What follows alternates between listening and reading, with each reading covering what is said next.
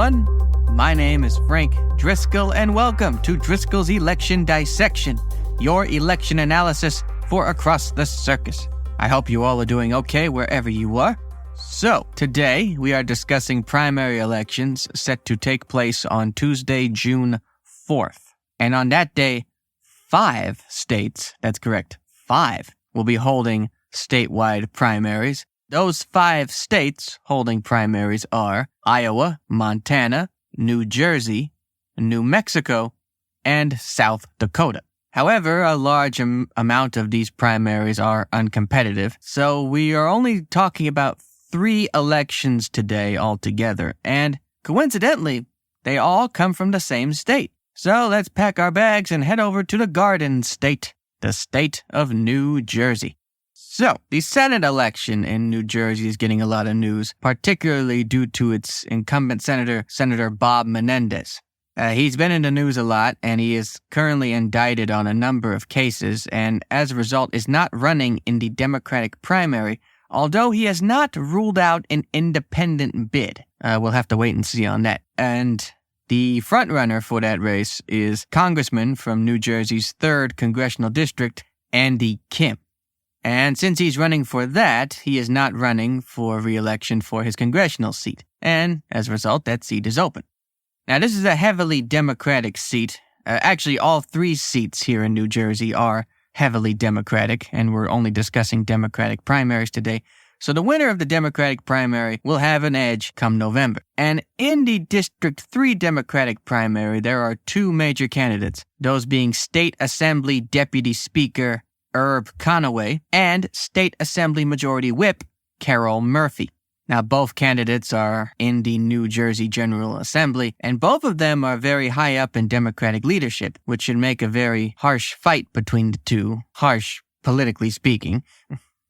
In terms of receipts, Herb Conaway seems to have an edge in fundraising a bit more than Carol Murphy has.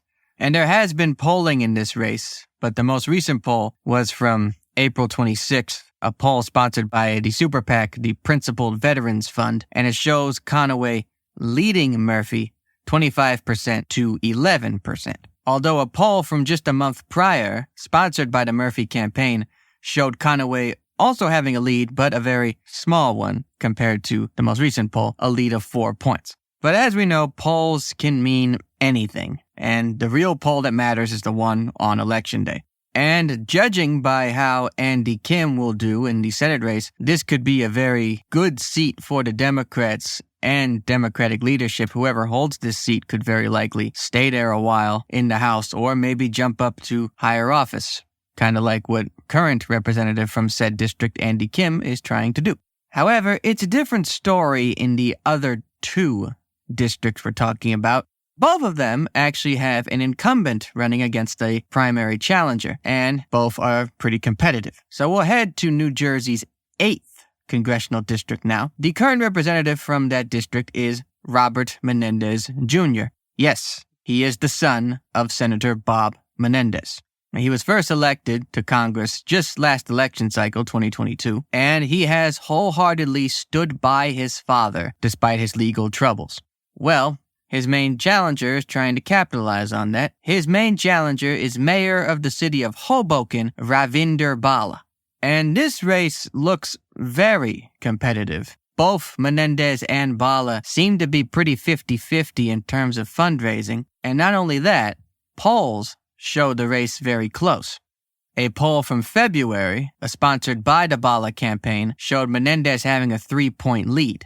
However, a poll from April, sponsored by Super PAC America's Promise, showed Bala with the lead, this time by 5 points. So this ought to be a very competitive race.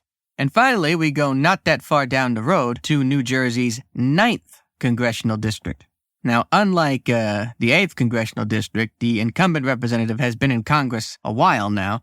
Now, the current representative for New Jersey's 9th congressional district is Congressman Bill Pascrell. Now, Congressman Pascrell was first elected to Congress way back in 1996 and is actually one of the oldest current incumbent representatives to be running for re-election.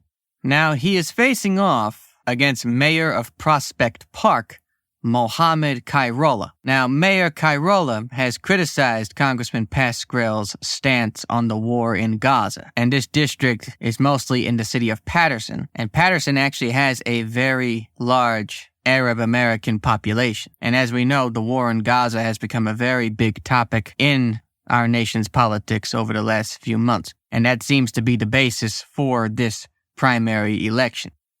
Now, there are no polls in this race, and there isn't much fundraising numbers. There haven't been any released by the Khairolla campaign, or at least none brought on by the Federal Elections Commission. However, this is an important election to look at because it does show how much the war in Gaza has an effect on our nation's politics and our nation's elections for that matter. So those 3 primaries are races to watch on Tuesday, June 4th. And I want to thank the great folks at politics1.com for providing the occupations of these candidates, as well as ballotpedia.com for providing fundraising numbers and other tidbits about elections.